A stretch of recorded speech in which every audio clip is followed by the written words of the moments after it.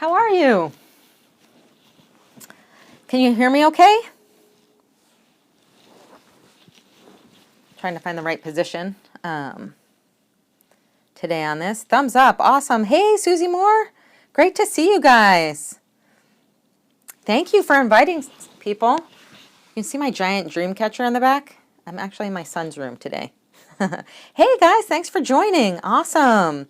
I'm Christine Pereira from Soulful Selling Bootcamp, and I'm so excited because welcome guys. Thank you so much for joining. I'm so excited because we have a website now. So you can visit soulfulsellingbootcamp.com for more information. And today I wanted to just talk a little bit about some soulful selling tips, and I wanted to talk about motivation because I was lacking a little bit in motivation and needed some inspiration this week. So I wanted to hear if you guys are dealing with the same thing or have encountered that before, and I can share some of my tips with you. Thank you guys for joining, and thank you for all the hearts. Motivation is like showering, meaning you do it every day. It doesn't last. Oh, I love that. That's great. That's why you need to do it daily. Yes, so true. I love Susie. Susie and I actually did an interview, and she talked about how she did confidence building exercises regularly, which I love. And that's why I had originally, I don't know if you guys saw this. This is my, I have a 5-year-old because I have a Lego land pillow. Everything is awesome. Because sometimes you just need to be reminded that everything is awesome and everything's happening exactly as it needs to happen. Yeah, that's our Legoland pillow. Hey, welcome. Thank you for joining, you guys. I'm Christine Pereira from Soulful Selling Bootcamp. Everything is awesome today. We're talking a little bit about motivation. Today, I got really motivated. So I started seeing success stories about other people. And I think whenever you're doing sales, you have to motivate yourself and stay motivated. And sometimes it's hard. Sometimes you get really into the details, and sometimes you worry about everything that could happen or everything that's not ready yet. And you just have to figure out, what is it that motivates you? Thank you, Susie. Thank you for sharing, you guys. And for me, it's like seeing other people's successes. Thank you for inviting people.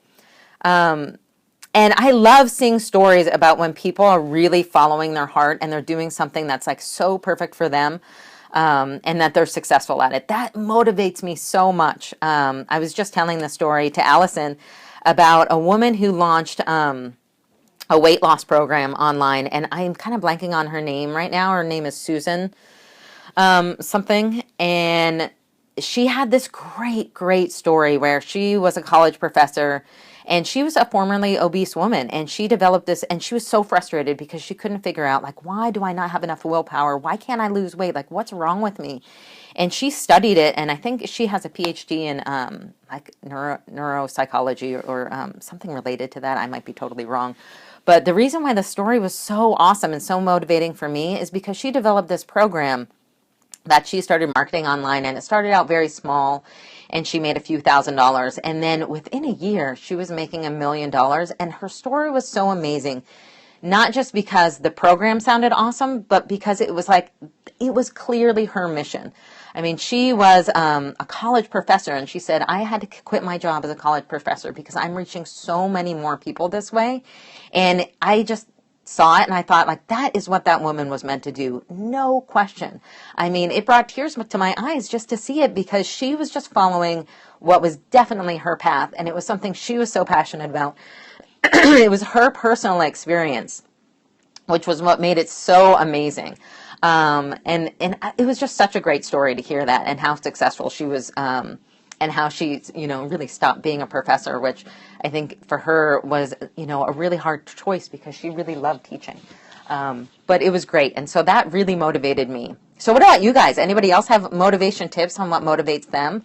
Because everyone has days when they're not motivated, and, you're supposed to, not on the passion, but being willing to implement. Yeah, and that's the hard thing about sales, right? Because you have to do the work, right? You have to reach out to a certain amount of people to really even make a sale. And sometimes that's not that fun. And, you can't, maybe you don't do it every day. You have to motivate yourself. Yes, totally agree. Totally agree. Because I always say sales really is really about three basic things, right? It's confidence, it's trust, and it's the sales process. And the sales process is the part that's like not so fun, right? It's like the reality. It's that you have to call 100 people to make 10 sales. It's, as an example. Yes, I'm willing to joyfully stretch and take inspired action. Awesome. I love to consume podcasts and blog posts. Yeah, me too. And self-help books. I know. And then, yeah, and you could spend a ton of time doing that. And that is really motivating. So maybe that's a necessary part of your routine, that you have to read, some really motivating blog posts or watch some videos. I love blog posts or podcasts too. So if you guys recommend any, I found like the Lewis Howes podcasts were really awesome. Yes. Yes, Louise Hay. Oh, I didn't know Louise Hay had a podcast. I'm going to have to look for that. I'm sure it's great. Anybody else have good podcasts they're listening to? Wayne Dyer. Oh, Wayne Dyer. If he has a podcast, I would love to hear some of the older ones, or any of them. I don't know if he had any that were. Oh, that's so great. Yeah, I mean, hearing people speak really is really motivating. I know we're sad for his loss, but he contributed so much, like such an amazing amount to everyone. It's incredible. If you don't know, Wayne Dyer passed away recently. Yeah, thank you guys. Yes, I know, we all loved him. He was so amazing. So incredible. Yeah. Oh, Susie has a quote. Yes, let's see it. Is it about motivation? There are so many good ones. I loved, actually, Susie shared a great quote about sales from, I think it was like, I forget who it was. Was it on like the success principles, where, most salespeople give up after the first call, yet most of the sales are done after the fourth call. And if you look at the stats, like the numbers just keep going down on the amount of people, or the people who follow up on that call. So, knowing that you have to have a certain amount of positive interactions with someone before you make a sale is something you just have to be aware of, right? Like you have to know, hey, I'm not going to close the sale like the first time I talk to them. I need to have a bunch of positive interactions, whether that's a conversation, whether that's them, reading a blog post, or you sharing an article or an email, or, it could be so many things. There's some people who have like great followings on Facebook, and that, creates a very personal interaction, especially when people are really sharing something personal. So that's really wonderful. But you do need to have that. And that's where like the motivation, you really need that motivation to like stay focused and really follow up with someone 4 times. I mean, that's not easy, right? And that's like the minimum amount you really need to talk to someone or interact with someone before you can start building trust and get a sale. Thank you for the hearts, guys. That's awesome. And so good to see you all. Where's everybody located? I'm always curious. There were a bunch of people from London the other day. Awesome. I love the blue hearts. What was I saying about the sales process? I think, so it's so hard to stay motivated and to follow up with someone, 4 times or 6 times, or, hey, Long Island, awesome. I'm from New Jersey originally. So yeah, love Long Island. Amazing. So great to have you. Thank you. And it's so hard to stay dedicated and to call someone 4 times, or to create 4 interactions with someone, to follow up on something like sales. But it's so important. Hey, thanks for joining. Great to see you. We're talking about Soulful Selling for you guys who just joined a little late. I'm Christine Pereira from Soulful Selling Bootcamp. Our website is up. Yay! It's still in progress, and we have a Facebook page as well. And we talk about soulful, authentic selling. Which for me is really finding, being yourself, not trying to be someone that you're not, and understanding that's okay. If you're introverted or you're shy and you want to do sales, you absolutely can, and you can be super successful too. And it's just about embracing that and doing, making sure you focus on the things that you do well. Hey, thanks for joining. It's so great to see you guys. We're talking about soulful selling today, and we were talking about motivation and how you really have to motivate yourself. And it's hard when you know that you have to follow up with someone, or you have to do the not fun parts of sales, which, are the follow-ups, or creating more content, or, figuring out how Facebook ads work, or, understanding SEO, all the like stuff that happens in the background to make your sales successful. You have to do that work, and you have to understand it and put in the time to do that. And I think that's the difference between the people who want to be successful and the people who really are, and really build their businesses up, right? Especially if we're talking about small business owners and entrepreneurs and people who are working in smaller markets. If you're doing that all yourself, it's hard, right? It's not ever something that's going to be easy. But if you do the work and you're following up and you're being consistent, that's how you're successful. And I always say it's like the confidence, trust, and the sales process are what make you successful in sales. And, it's the confidence in yourself. It's the trust that you build with your potential customers. And you can do that, in so many ways. And I think that really is where authenticity comes in. Hey, thanks for joining. Great to see you guys. And, building up that trust with someone and being very authentic and showing your true self is really the best way to do it. I did a scope yesterday that was talking about it, and I was talking about someone who really felt like he wasn't comfortable, stretching the truth or lying at all, and he felt like that was necessary in sales. And I listened to a call that he did where he kind of pointed out all the things that he did wrong. And it wasn't even a bad sales call, and I don't think I said that yesterday. It wasn't a bad call.